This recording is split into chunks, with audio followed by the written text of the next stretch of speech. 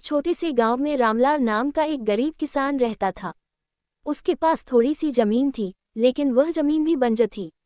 बारिश के भरोसे खेती करना उसकी मजबूरी थी। सालों से मेहनत करने के बाद भी वह कभी भरपेट अन्न नहीं जुटा पाता था। उसका घर कच्चा था, कपड़े फटे पुराने और पैरों में जूते भी नहीं। फिर भी रामलाल मेहनती और ईमानदार था। एक साल गांव में भयंकर सूखा पड़ा। कुएं सूख गए, खेतों में दरारें पड़ गईं और लोग शहर की ओर पलायन करने लगे। रामलाल के पास जाने के लिए कोई जगह नहीं थी।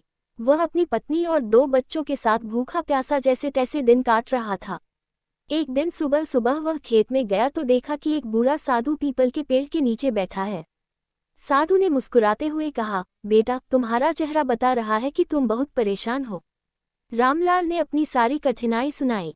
साधु ने उसे एक छोटी सी पोटली दी और कहा, इसे अपने खेत में बो दो, लेकिन ध्यान रहे, जब तक फसल तैयार न हो किसी को इसके बारे में मत बताना। रामलाल ने वैसा ही किया। कुछ ही दिनों में खेत में हरी भरी फसल लहराने लगी, जैसे सूखा कभी आया ही न हो। ये देखकर गांव के लोग हैरान रह गए। वे पूछने लगे कि उसने कौन सा बीज बोया, लेकिन रामलाल चुप रहा।